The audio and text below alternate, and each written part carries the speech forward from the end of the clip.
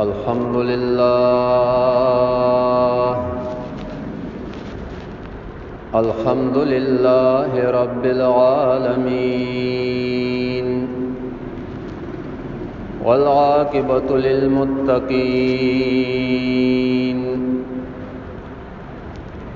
والصلاة والسلام على أشرف المرسلين وأسعد النبيين نبينا محمد وعلى آله الطيبين الطاهرين وعلى صحابته الغر الميامين وعلى التابعين ومن تبعهم بإحسان إلى يوم الدين وأشهد أن لا إله إلا الله وحده لا شريك له وأشهد أن محمدًا عبده ورسوله أكرم عبد وأعظم رسول صلى الله عليه وعلى آله وأصحابه أجمعين أما بعد فقد قال الله تبارك وتعالى في كلامه المجيد بعد أعوذ بالله من الشيطان الرجيم بسم الله الرحمن الرحيم وإذ قال موسى لفتاه لا أبرح حتى أبلغ مجمع البحرين أو أمضي حقبا آمنت بالله صدق الله العظيم نجاهلان پمثال مڑد لحدیم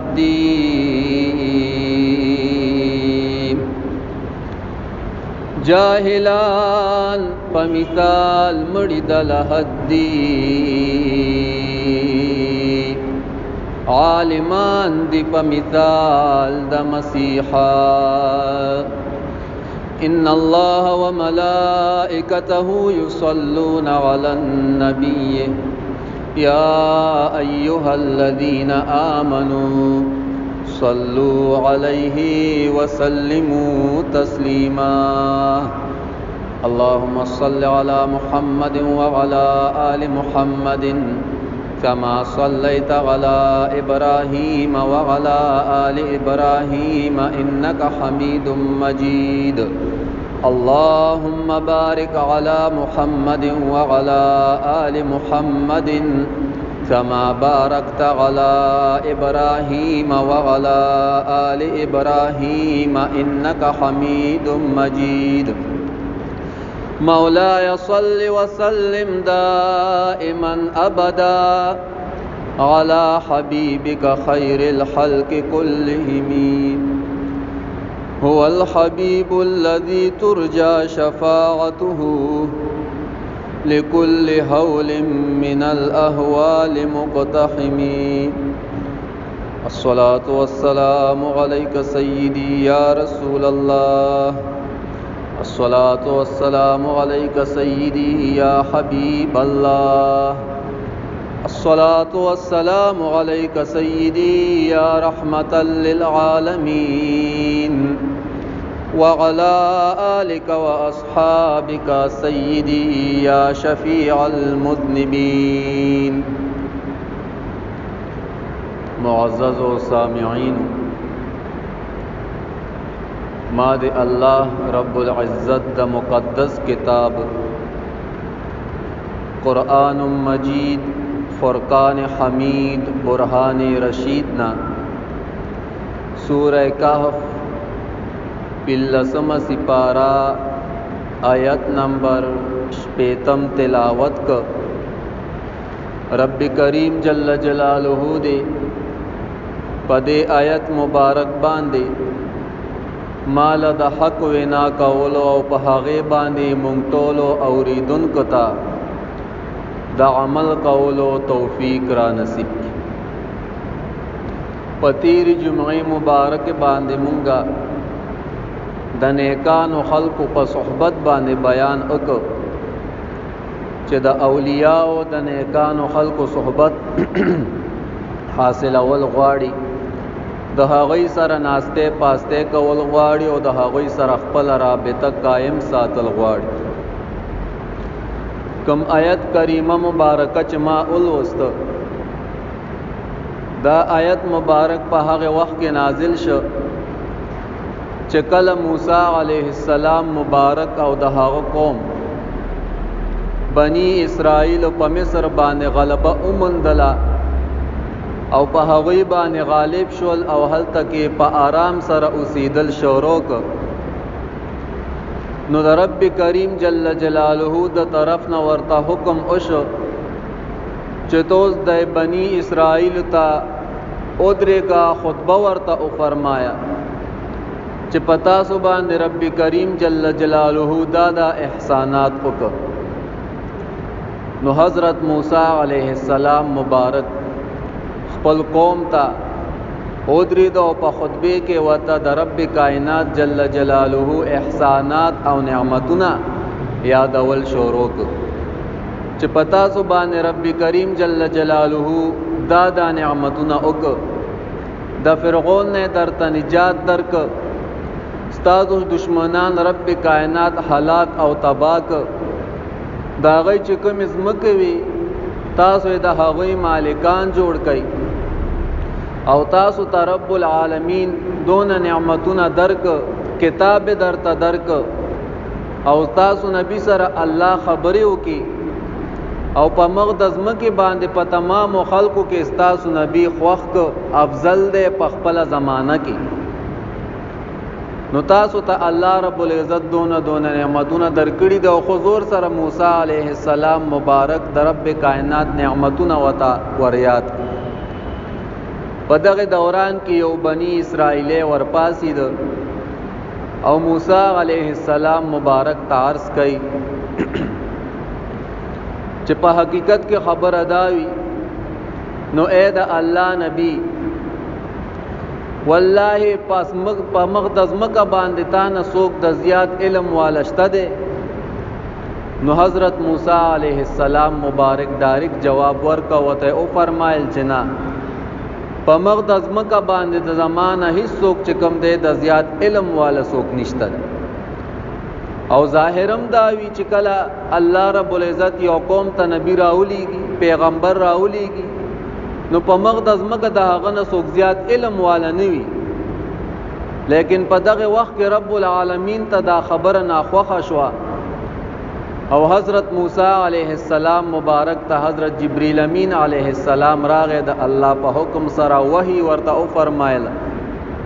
چې اے موسی علیه السلام مبارکه تا تصبت د چستا رب په کم ځای کې علم دی، چا سره علم زیات دی او چا سره کم دی. زما یو بندا مجمع البحرین کې چې کم ځای کې 2 سمندرونه یو ځای کیږي، هلته کې زما یو بنده دی او د هغه سره علم زیات دی. نو تر روان شه او داغه خواله ورشه او داغه نه بس استفاده وکي، س علم به درته زیات حاصل شي. موسی علیه السلام مبارک د رب کائنات په حکم سره روانيږي او یو مې کب د ځان سره علی سور کړه مې مړ مې د سور شوه د ځان سره علی او حضرت یوشع بن نون علیه السلام مبارک چې دا د خادم په دغه وخت کې بیا خلیفہ شو، بیا وته الله پیغمبري ورک دا د ځان سره کو روان شو او دته رب کریم جل جلاله د طرف نه دا حکم وشو چې کوم ځای کې دا مې تاسو نه بے درکه شو رک شو، په دغه ځای کې به زما د انیک بنده تاسو ته ملاوي. کله چې دوی روان شول تل مزل کولو، حضرت موسی علیہ السلام مبارک حضرت یوشع بن نون علیہ السلام مبارک ته فرمای چې زب مزل کوم تر هغه پورې تر کومه پورې چې زه د خپل صاحب لور رسیدلې نه. حضرت خضر علیہ السلام مبارک لا چې هغه سره زه ملاو شوی نیم نو زه به روان یم، کاغه اتیا کاله وي او کاغه تمام عمر وي، لیکن زه به واپس کېږم نه تر څو پورې چې زه خپل مقام مقصود ته رسېدلی نیم. دی تلل یو کاڼي له ورغې د سمندر په غاړې، هلته کې په حضرت موسی علیہ السلام مبارک باندې خوب غلبه وکړله. موسی علیہ السلام مبارک سترګې ورغلې، یوشع بن نون علیہ السلام مبارک ناست او دغه مې په یو لوښي کې اچولې ده چې په دغه وخت کې د مې کې د الله په حکم سره سا راغله او اوبو ته ورټوپ کی او د اوبو کې یو سورنګ جوړ کو په خطه باندې روان دی او مزل کوي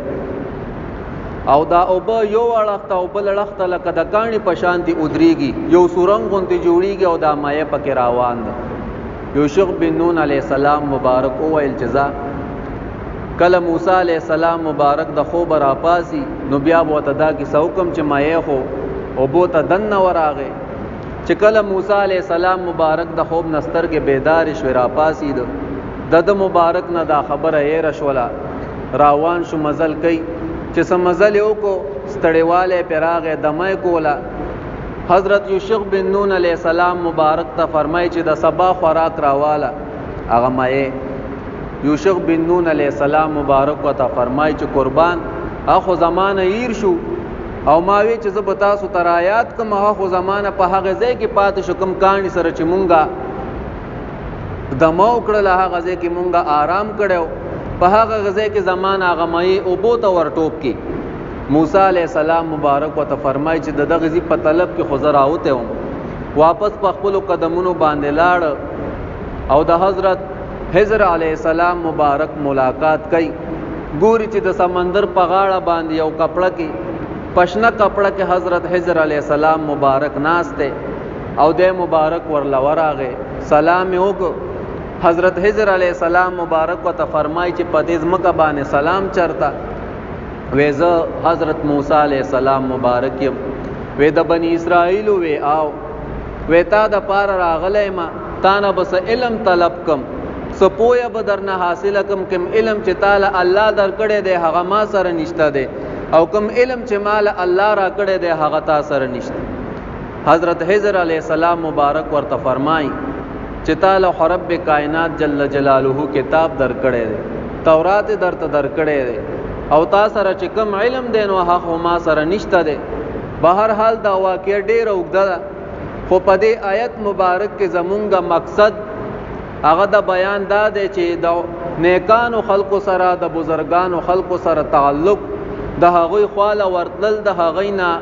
دینی تپوسونه پوښتنې کول، د هغوی نه استفاده حاصلول او د هغوی نه دعاګانې طلب کول. دا په دې آیت مبارک کې ذکر دی چې د دې نه د دې تفسیر کې هغه بیا انسان کتلی شي. حضرت ابو موسی اشعری رضی الله تعالی عنہ مبارک وای چې رسول الله صلی الله علیه و آله وسلم مبارک ارشاد او فرمایلو المرء مع من احب، سړی به د هغه چا سره وي د چا سره چې دی په دنیا کې محبت ساتي، په ورځ د محشر به د حشر د هغه خلقو سره کیږي. په دې حدیث مبارک کې یو مونږ ته خوشخبری بیانېږي، زیره بیانېږي مؤمنانو مسلمانانو ته، او بل طرف ته په دې حدیث مبارک کې حضور مبارک یره بیان خوشخبری پکې دا ده. حضور مبارک فرمای وی کچرته تاسو د نیکانو خلقو سره د بزرگانو خلقو سره په دنیا کې تعلق وساتلو او د هغوی سره محبت وساتلو نو رب کائنات جل جلاله مو د قیامت په ورځ باندې هم د دغه نیکانو خلقو سره حشر وکړي او د دغه خلقو په صف کې مو به الله را پاسي. او کنه چرته په دنیا کې مدبدانو خلقو سره د بد کردار خلقو سره مینا او محبت وکړو لیکن دغه شان عمل هم ته کې نو رب کائنات به د پورز د محشر د دغه خلقو سره را پاسي. رب کائنات جل جلاله د زمونږه حشر د اولیاء او بزرگانو خلقو سره وکي. نو په دې حدیث مبارک کې یو یرا او یو زیره چې مسلمانانو ته اورولې شوی دی. زیره پکې دا دی چې تاسو د نیکانو خلقو سره تعلق جوړ کې او یره پکې دا ده چې د بدانو خلقو نه چې کم دی هغه خپل ځان اوساته. پر روایت د حضرت انس رضی الله عنه مبارک کی دی چې اعرابی راغې باندې چی کلیوال او د رسول الله صلی الله علیه و آله وسلم مبارک نه تاسو کو مت الساعه د الله رسول صلی الله علیه وسلم مبارکه قیامت بکلوی. حضور مبارک ورته او فرمایل د قیامت د پاره د تیار کړي دی او کنا هسه بیزایه تاسو نه کې څه د تیار کړي دي. هغه مبارک صحابي ورته عرض کړي الله رسول حب الله ورسوله د الله او د رسول سره مې محبت ته دغه مې قیامت لا تیار کړي. او په بل حدیث مبارک کې دا صحابي حضور مبارک توای چې د الله رسول ما خو نور سن دي تیار کړي نه مې زیات روجینی ولید نفلی نه مې زیات منځونه کړي دي او نه مې چې کوم دې زیات صدقې ور کړي دي لیکن الله او د رسول سره مې محبت ساتلې وې دغه مې چې کوم دې ورځ د محشر لا تیار کړي. حضور مبارک ورته زیره ور کوي زیره ورته اوري. حضور مبارک ورته فرمای انت ما من احب تب د هغه چا سره په ورځ د محشر د چا سره چې ستا په دنیا کې مینا او محبت ته چې چا سره په دنیا کې مینا محبت لري دا غي سره به الله په ورځ د محشر را پاسي. د صحابه کرامو صرف د خله داوا نه و چې زما د الله او د رسول سره مې محبت ته لکه زمونږه پشانته صرف د خله داویګاری چې الله سره مو محبت ته او پیغمبر سره مو محبت ته نور د الله حکم نه منو. الله فرمای حرام مکوي مونږه کو بجلی حرام مبلوي کونډه مخې ډبل چولی میټر ټولو بندي کړی دي الا ماشاء الله. د پروټو پټونا لوچي مونږ راوړو درمپای مونږ پټو سار له یو کسراغه ویجی دی پټینا مونږ دوا پار څنګه چاوړي نو غلای کړی. نو الله فرمای چې تاسو حرام مکوي او مونږ وایو چې مونږ د الله سره محبت ساتو. نو دا داوا بے ځای د صحابه کرامو چې دا داوا ونه دای پځې وا ځکه چې د الله رب العزت د حکم تابعدار د حضور مبارک د طریقې فرمان بردار دا په هغه کې ونه ځکه حضور مبارک زیره ور کوي چې تب ته هغه چا سره چې چا سره په دنیا کې محبت الله سره د محبت ته رب کریم جل جلاله په پورز د محشر د خپل سویری لاندې ودري. د حضور مبارک سره د محبت ته په دنیا کې داغه طریقې سره داغه قول او فعل سره الله رب العزت په پورز د محشر د انبیاء په سب کې را پاسي د شهدا په سب کې بودرا پاسي. دا فضیلت او برکت د نیکانو خلقو په صحبت باندې انسان ته حاصلي. کم انسان چې په دنیا کې د خو خلقو صحبت حاصل کی رب کائنات جل جلاله وی په ورځ د محشر د هغه خلقو سر را پاس. ابن مسعود رضی الله عنه مبارک وای چې وسړی راغی او د حضور مبارک نه تاسو د الله رسول صلی الله علیه وسلم مبارکه د هغه قص بارکه تاسو څه فرمایي چې هغه د یو قوم سره محبت کوي لیکن په عمل کې د هغه شان نه دی څنګه چې هغه قوم دی هغه شان عمل دی نشي کولای لیکن د هغه قوم سره محبت ساتي. حضور مبارک ورته فرمایل چې سړی په پورز د محشر د هغه چا سره چې چا سره محبت ساتي. انسان دا د صحابه کرامو سره محبت ته لیکن د صحابه کرامو په شان اعمال خو مونږ نشو کوله. مونږ به د امام بخاری په شانتي عمل څنګه وو د امام مسلم په شانتي عمل به څنګه وکړو د نعمان بن ثابت رحمت الله علیه رضی الله عنه په شانتي عمل به مونږ څنګه وکړو د حضور صلی الله علیه وسلم مبارک چې کومي طریقې دي هغه شان طریقو باندې مونږ پورا عمل څنګه وکړو لیکن پزړه کې مو سره محبت ته دغه صالحین سره دغه سلف سره مو پزړه کې محبت ته نو ان شاء الله چې امید ساتو او په دې باندې خوشاله اوسئ چې دغه صحابه کرامو سره مو محبت وي د حضور مبارک سره مو محبت وي. رب کائنات جل جلاله مونږ او تاسو په ورځ د محشر دغه خلقو په سپونو کې را پاس. انس رضی الله عنه مبارک بوي وې زما دا ابو بکر عمر او عثمان او علی رضی الله عنهم سره محبت ته د حضور مبارک سره مې محبت ته وی اگر که د هغه په شان ته عمل زنشم کوله د هغه په شان عمل ته زنشم رسیده لیکن امید د رب کائنات لرم چې الله مې په ورځ د محشر دغه خلقو په سب کې را پاس. نو دا خوش خبری د مونږ او تاسو ته حضور مبارک اوري چې د چا سره په دنیا کې محبت او ساتل نو په ورځ د محشر به دغه خلقو په سپونو کې را پاسه. په روایت د ابو هريره رضی الله عنه مبارک کی دی چې حضور صلی الله علیه و آله وسلم مبارک ارشاد او فرمایل چې دا خلق د سرو او د سپینو پشانته قانون دي څنګه چې د سرو زرو او سپینو چاندې کې قانون وي د سرو زرو جدا کان وي، د سپینو جدا کان وي، او دغه شان د پیتلو د یرو د سکرو جدا قانون وي. حضور مبارک فرمایي چې دغه شان د پدې خلقو کې هم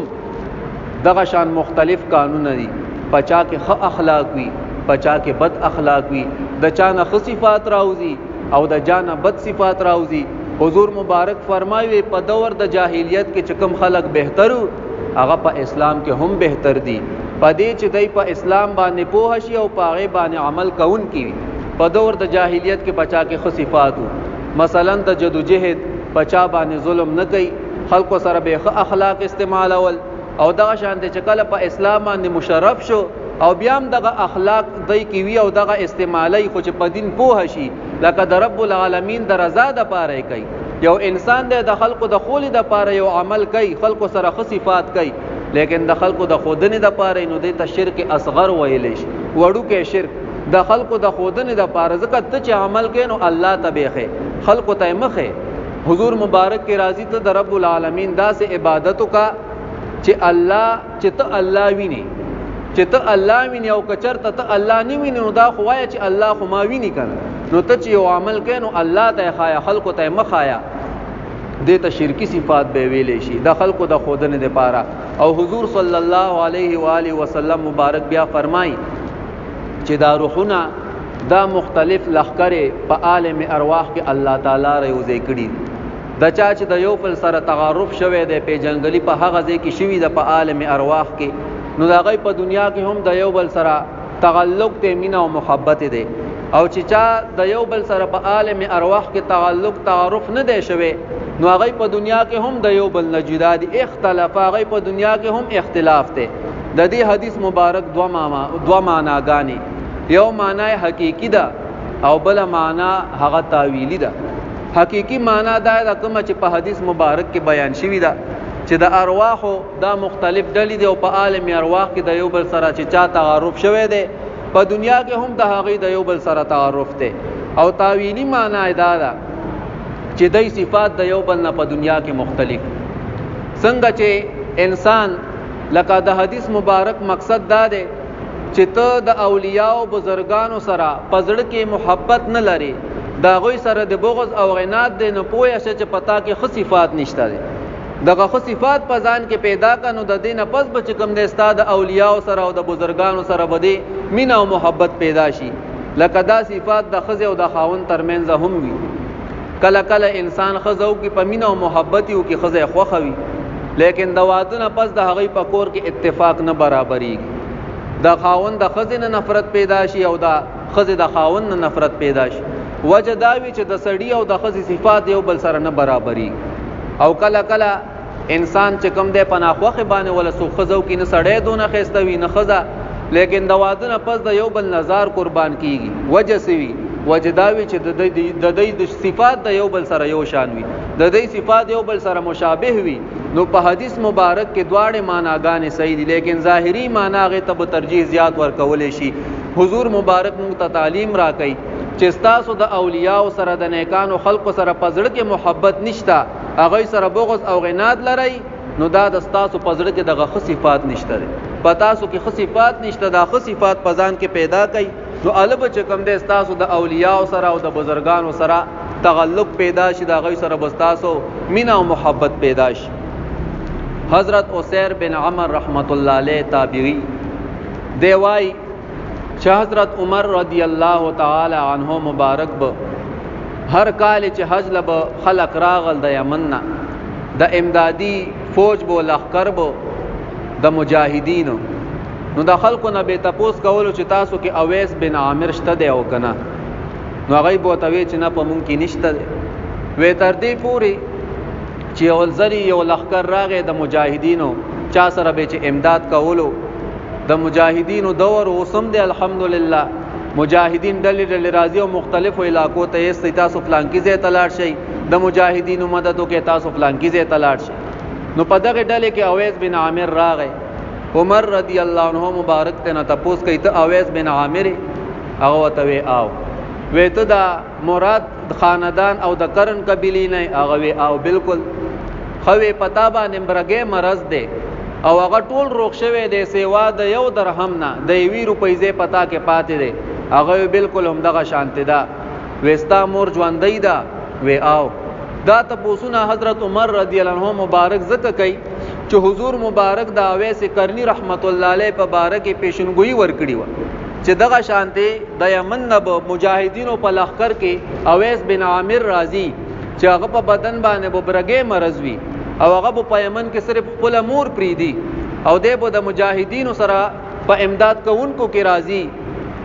او دا بداسه انسانی حضور مبارک فرمای وې کچرته د الله په ذات باندې قسم وکینو رب العالمین مداغه قسم پورا کوي نو اے عمر رضی الله عنه مبارکا کچرته ته د سره ملاو شوي نو ته د دنا دعا وغواړه د بخنه د پاره چې ته مالا د الله نه دعا وغواړه نو ته د ما د پاره دعا وغواړه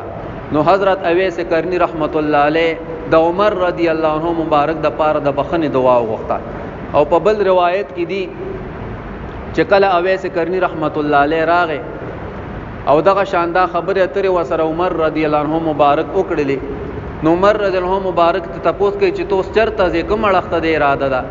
نو هغه ته چې کوفه ته زم کوفه اړخته روانم وې د تا د پاره خط نه لیکم د کوفه گورنر ته چې هغه ستا ډېر دغه کی احترام او کې او تعالی عزت درکې نو حضرت اویس کرنی رحمت الله علیه مبارک ته فرمایي چې نه ز په دې خلکو کې خوشاله په دې غریبانانو کې ګمنامو خلکو کې چې څوک نه پیژني ساده باده خړ په خړ چې څوک ته پوجت نظر نه ګوري وې ز دې خلکو کې خوشاله ما اولوی زنه غواړم ته زما د پاره اوس خط لیکي او دا خلک به زمانو جداوي او گورنر به زما خدمت کوي وې دا زمانه نه کیږي خلاړ په تیر کال باندې را روان کال باندې وې به د حج د پاره چې کم دی د یمن نه خلک راغ او یو معزز سړی په هغه کې حضرت عمر رضی الله عنه مبارک هغه سره ملاو شو او پښتنه تر نوکا چې ته اویس پیژنې وی او وی هغه څنګه سړی دی وی هغه ما په داسې حال کې پرې خو د چې غریب سړی دی وړو کې کورې دا او د دنیا سامان ډیر کم لري ډیر لغونته سامان دی ور سره د دنیا یو غریب سړی دی او وی دغه شانت انسان دی نو حضرت عمر رضی الله عنه مبارک وته دغه حدیث بیان ک څنګه چې حضرت عمر رضی الله عنه مبارک ته رسول الله مبارک فرمایلی چې هغه نه د بخنه دعا وغواړه د ته وی کستا وس ور رسیږي نو د اویس کرنی رحمت الله علیه نه ته د ځان د پاره د بخنه دعا وغواړه دغه سړی چې کله یمن ته واپس لاړې د حج نه اویس کرنی رحمت الله علیه خواله وراغه او هغه ته وی چې ته زما د پاره د بخنه دعا وغواړه حضرت اویس کرنی رحمت الله علیه وته فرمایي چې تو خو د حج نه راغله د یو نیک سفر نه تر راغله پکار ته چې ته زما د پاره دعا وغواړي د حج نه چې انسان راشي د دنه د ګناهونو نه صفاوي د دعا قبليږي نو ته زما د پاره دعا وغواړه وینو ته زما د پاره وغواړه هغه پوښ چر د عمر رضی الله عنه دا کیسه کړی دا په عمر رضی الله عنه سره ملاو شوی دی وی او په دغه شان دا کیسه ما ته فرمایله هغه سړی د یمن سړی د پاره چې کوم دی اویس کرنی رحمت الله علیه د پاره د مغفرت دعا د الله نه وغوښته او په بل روایت کې دي چې د کوفې نه څخه خلک راغې حضرت عمر رضی الله عنه مبارک سره ملاو شو او په دغه کې یو سړی چې اویس کرنی رحمت الله علیه پورې بیٹو کې کولی زمون په دې معاشره کې هم دغه شان خلک شته چې یو ساده سړی وي بزرگ انسان وي هغه پورې د عام خلک بیٹو کې کوي چې داس سړی د مړ د کیسې دي او نه دم کار کوي او نه دم درود کار کوي واسه پزول ناس ته د جماعت ګټي نیولې نو اویس کرنی رحمت الله علیه پورې ټوکې کولی او د مسلم شریف حدیث مبارک تدا روایت حضرت عمر فاروق رضی الله عنه پوښتنه وکړه چې پتا سو کې د کرنینو نه سوچته وي او هم دغه سړی را پاسي د چراغ حضرت عمر رضی الله عنه مبارک وته د اویس کرنی رحمت الله علیه دغه خبره بیان کا کوم چې حضور مبارک ته فرمایلی و ده پوه شو چې دا خو ولی الله دی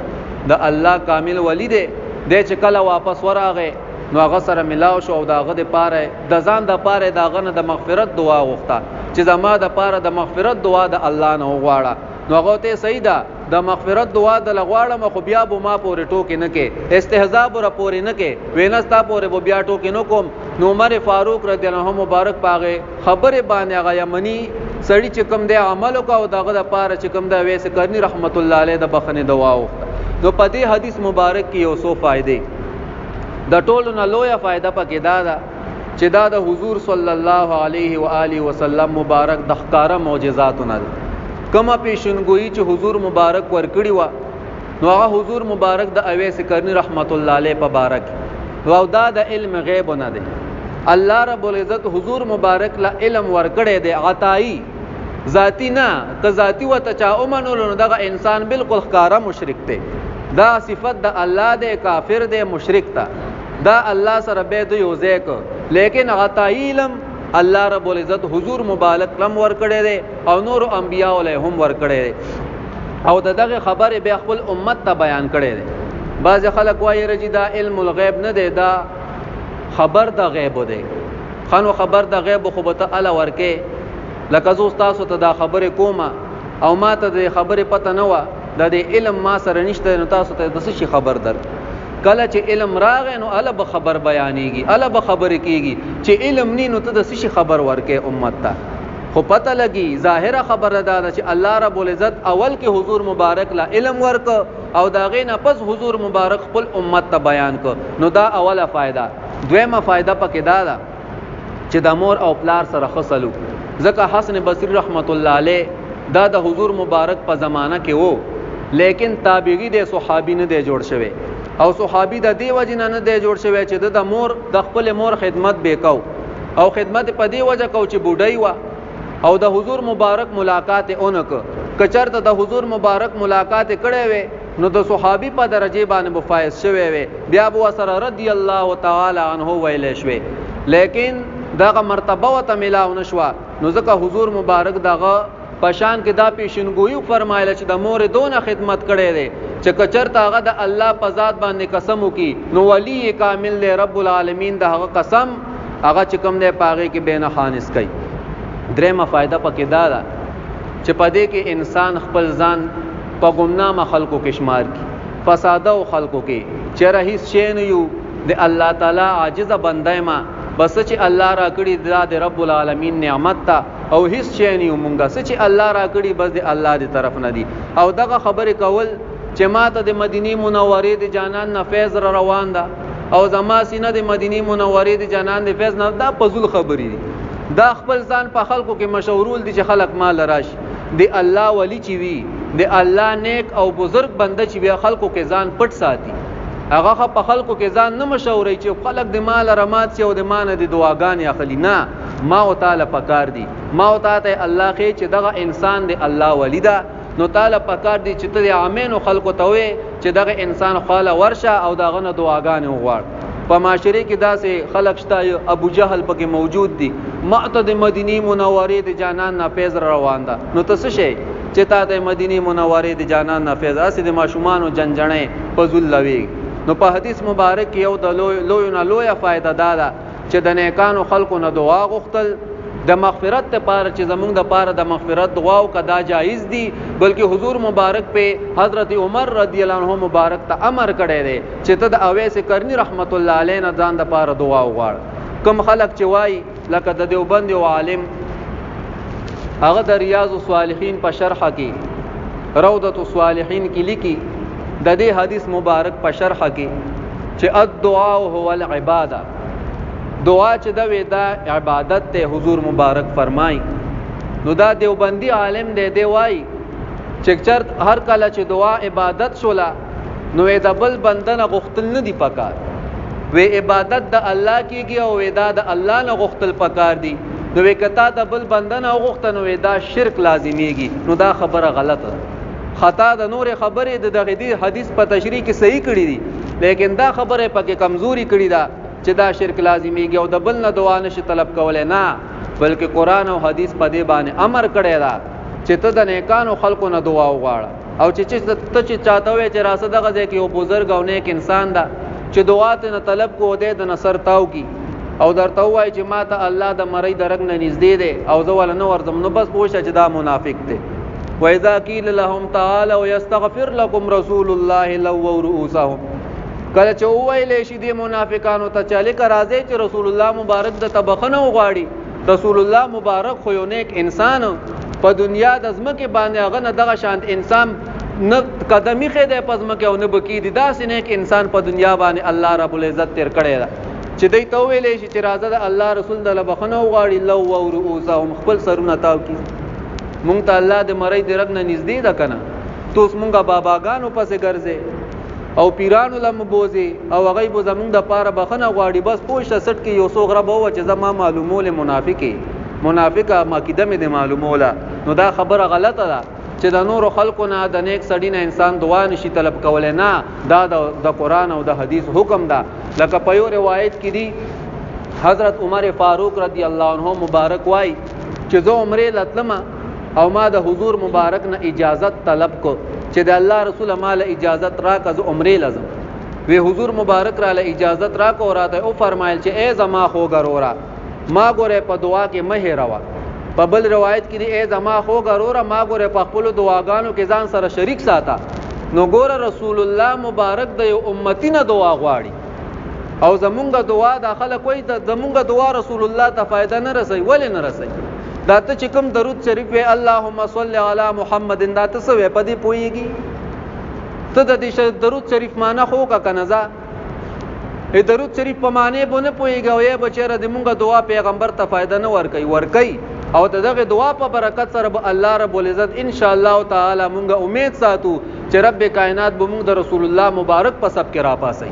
اللهم صل علی محمد د دې ته څه معنی کې اے رب العالمین